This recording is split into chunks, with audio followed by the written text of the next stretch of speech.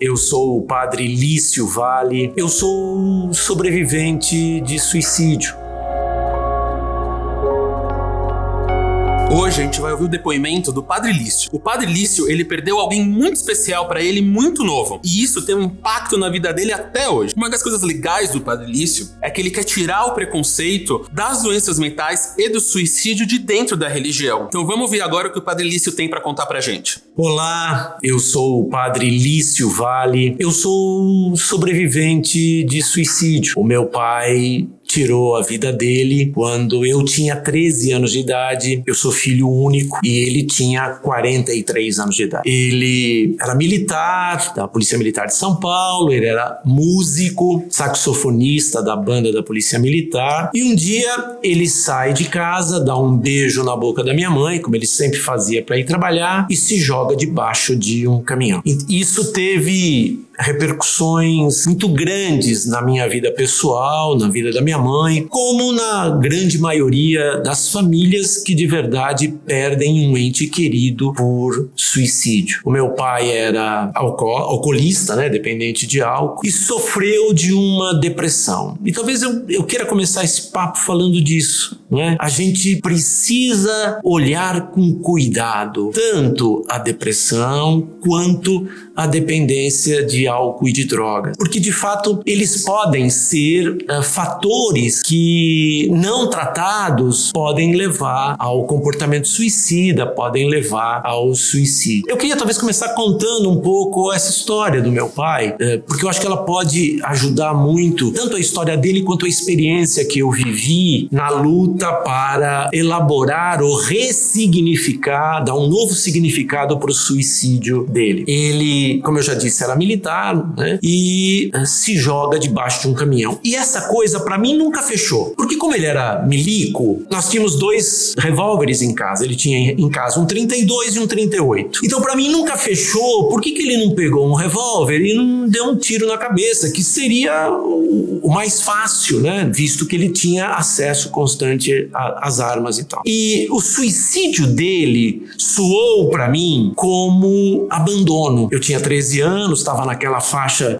que muitos de vocês estão vivendo, que são adolescentes, essa fase de mudança de corpo, mudança de emoções, uma convulsão de emoções. E eu estava nessa fase muito identificado com ele. Sabe aquela coisa do moleque que quer ser como o pai é? Quando ele tira a vida dele, eu começo a perceber em mim alguns sentimentos. Comecei, além da tristeza, tive episódios de depressão, eu repeti o ano na escola. Eu comecei a perceber em mim raiva. E eu penso que é importante falar disso porque no luto por suicídio não vem só a tristeza. No luto vem também outras emoções, uma das quais é a raiva. E a gente canaliza a raiva para algum terceiro. Dou um exemplo, a pessoa tomou um tiro, foi confundida com um bandido. Então você diz assim, maldita pessoa que confundiu meu filho, meu amigo com um bandido. Então você canaliza a raiva da perda para um terceiro. No caso de quem tira a sua própria vida, para as famílias que ficam é muito complicado porque você não tem para onde canalizar essa raiva, porque você não sabe os porquês. Mas essa é uma outra questão que eu penso que é importante. Essa pergunta, essa resposta melhor, ela insepulta. A gente nunca vai conseguir sepultar essa resposta. A gente nunca vai ter esta resposta. Por que a pessoa que a gente ama se matou? Porque essa resposta morre com ela. E, portanto, o luto por suicídio é um pouquinho mais complicado. E aí eu me dei conta lá pelas tantas que eu tava com raiva dele. Eu pensava coisas tipo assim, eu não valia nada pra ele, eu não era importante, a minha mãe não era importante, ele só pensou nele. Então, por volta dos 18 anos, eu me dei conta que eu sentia ódio do meu pai. Muito comum também nas famílias sobreviventes de suicídio, eu comecei a reproduzir comportamentos autodestrutivos. Eu comecei a beber muito, eu comecei a dirigir em alta velocidade. Pra você ter uma ideia, eu capotei 5 vezes, 5 carros, dirigindo bêbado a 180 quilômetros por hora. Aí um amigo muito querido falou assim: cara, você tá muito mal, busca ajuda. E aí eu fui e procurei a ajuda terapêutica, né? Psicanalista, e fui pra psicanálise. E foram muitos anos, 30 anos, deitando uma vez por semana no divã para elaborar esse estrago. E basicamente eram 3 questões que eu trabalhava na análise. A primeira, o porquê, a busca do porquê. A segunda, o ódio, a raiva que eu tinha do meu pai. E a terceira e fundamental questão é que eu, por ser de família católica e uma forte presença do cristianismo na minha vida, tinha um componente de que eu tinha que perdoar. Então a dificuldade eram basicamente essas 3. Por que ele fez isso comigo? Eu tenho ódio dele e eu preciso perdoar. E aí o meu psicólogo dizia assim para mim: olha, cara, você só vai conseguir perdoá-lo se você entrar em contato com este ódio, com essa raiva que você tá dele. E aí outras questões se colocavam, quer dizer, cara, como é que você vai sentir ódio do pai? Como é que eu vou elaborar isso se ele não tá mais vivo para eu poder conversar ou ressignificar, ou mesmo viver o gesto concreto do perdão, que é abraçar, dar um beijo? E foram anos intensos, muito intensos, mas eu decidi enfrentar a minha dor. E eu acho que talvez essa seja a primeira grande dica que eu vou dar. Se você não tiver coragem de enfrentar a sua dor, ela vai te dominar e ela vai, com certeza, te destruir. Não tenha medo de enfrentar, olhar para a sua dor de frente e enfrentá-la. Você não precisa fazer isso sozinho. Peça ajuda, porque ninguém merece sofrer sozinho. E um dia, o meu psicanalista virou para mim e disse assim: cara, você conhece a história do seu pai? Talvez haja nela alguma coisa que nos ajude a entender o que aconteceu.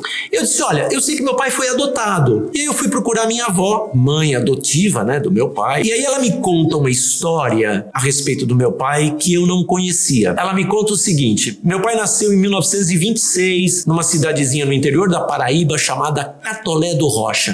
Em 1932 houve uma grande seca no Nordeste. Foi uma das secas mais devastadoras no Nordeste no século passado. Meu pai era filho de uma família muito pobre, sertaneja. A família do meu pai é uma das famílias flageladas pela seca. Eles perdem tudo e começa no Nordeste inteiro um grande movimento migratório. As famílias saem dos sítios, né, vitimadas pela fome e pela seca, buscando melhores condições de vida nas cidades. Nessa época, havia no Nordeste a figura do caixeiro viajante. O caixeiro viajante era um pequeno comerciante que tinha ou uma carroça ou um pequeno caminhãozinho e que comercializava seus produtos. No caso do Nordeste, carne seca, farinha, queijo coalho. Fugindo da fome e da seca, saindo do sítio, a minha avó e os 6 filhos, um dos quais o meu pai, a minha avó vê na estrada esse caminhãozinho do caixeiro viajante. E aí ela vai pro meio da estrada e faz sinal para ele parar. Ele encosta e ela diz para ele: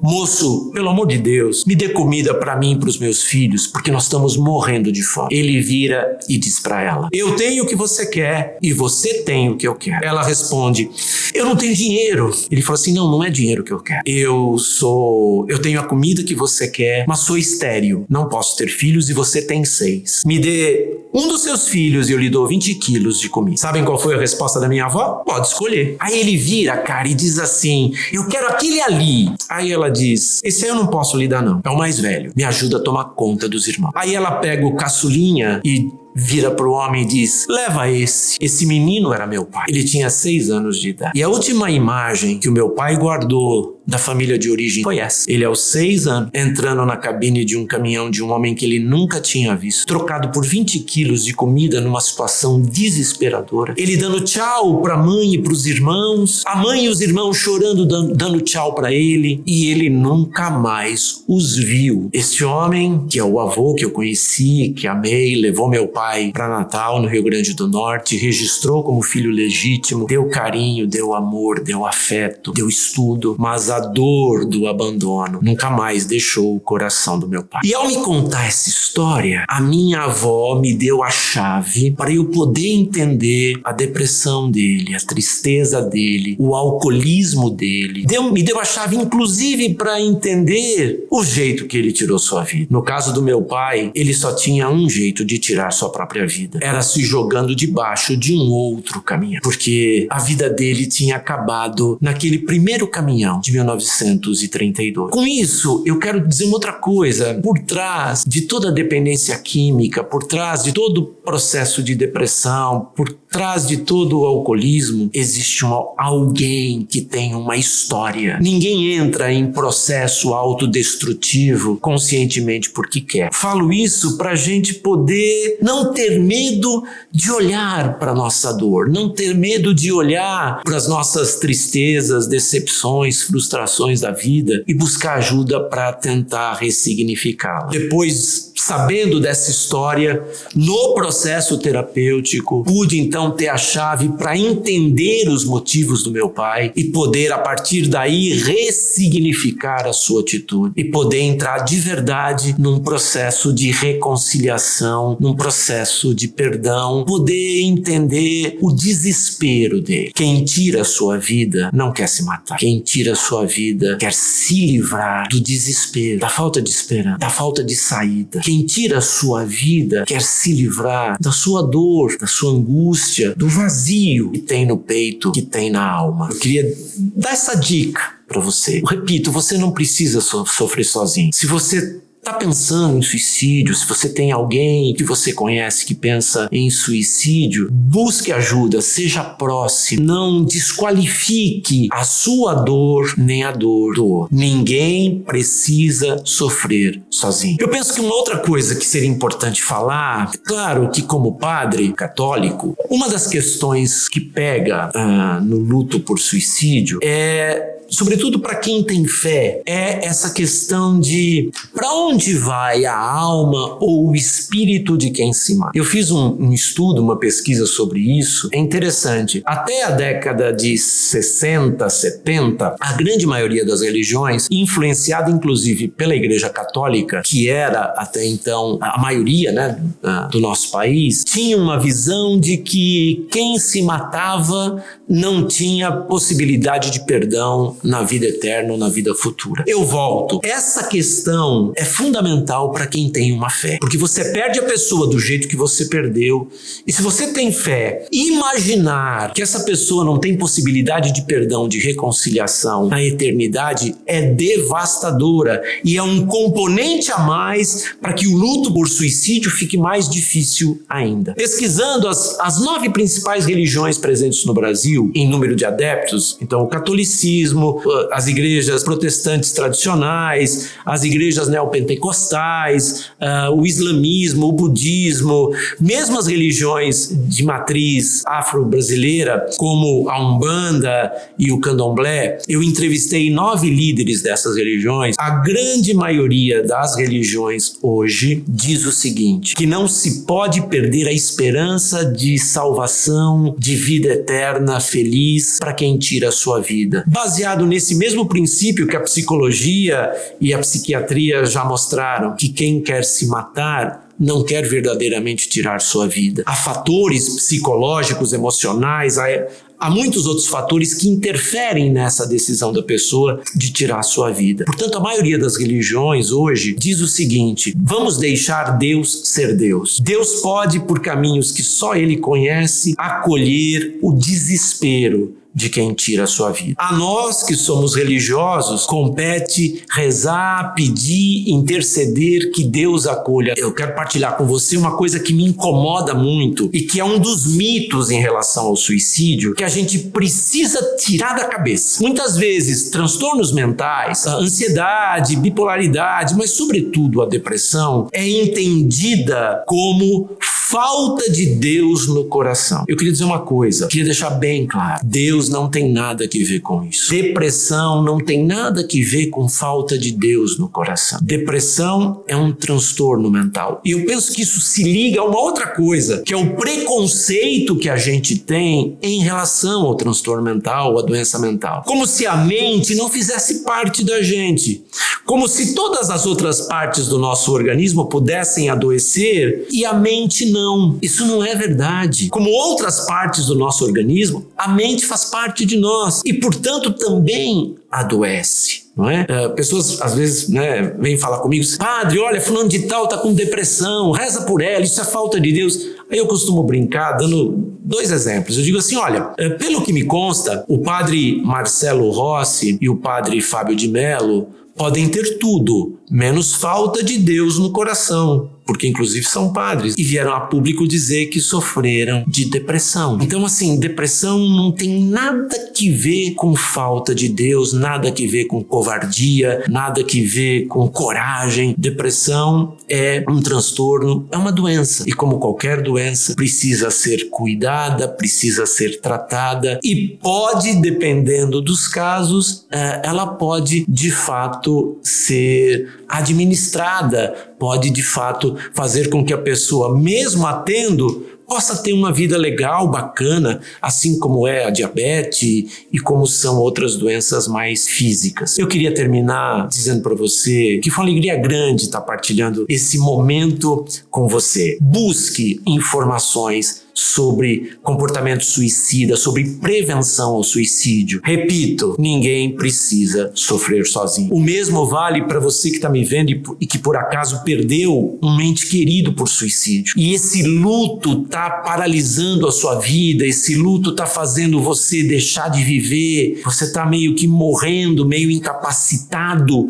por esse luto. Eu queria dizer a mesma coisa. Busque ajuda, busque um profissional de saúde mental, psicólogo ou psiquiatra. A última coisa que a pessoa que você perdeu e que com certeza também te amava muito é que você pare de viver. Se você é sobrevivente de suicídio como eu, tem alguém na sua família que perdeu, ou um ente querido, ou um colega de trabalho, ou um colega de classe, se o luto está insuportável, não sofra sozinho. Busque ajuda. Bom, como vocês acabaram de ver o Padre Lício falar, a gente precisa mudar muito o nosso jeito de ver e de lidar com depressão, com transtorno mental e com suicídio. Da religião, religiosidade, ou falar em nome da fé e não ajudar o outro, isso a gente tem que mudar. E mais, precisamos falar abertamente com todo mundo. Se você está precisando de ajuda, é só ir buscar.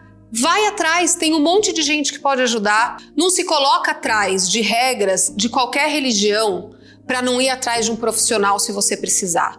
Ou até de ligar para o CVV. Ou melhor ainda, de ajudar a tua religião a entender que precisamos falar abertamente sobre isso e que ajudar o próximo não é julgar.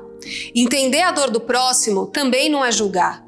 E ajudar o próximo a receber a ajuda que ele precisa pode fazer toda a diferença. O Padre Lício também falou sobre os sobreviventes enlutados e contou a história dele e como é difícil para alguém que perdeu alguém dar conta dessa dor, entender essa morte e poder seguir em frente. Se você perdeu alguém para o suicídio, vá buscar ajuda. Vá conversar com pessoas que entendam o que você está passando e que não te julguem. Além de psicólogo e psiquiatra, tem também os grupos de apoio que você pode encontrar na internet. Não só os grupos virtuais, como os grupos presenciais. Quando a gente consegue compartilhar na presença de um outro a nossa dor, é mais fácil da gente passar por isso. E quando a gente percebe que tem tantas outras pessoas que também passaram por essa perda, a gente consegue contar essas histórias. Então, se você perdeu alguém por suicídio, vá buscar ajuda se você acha que precisa.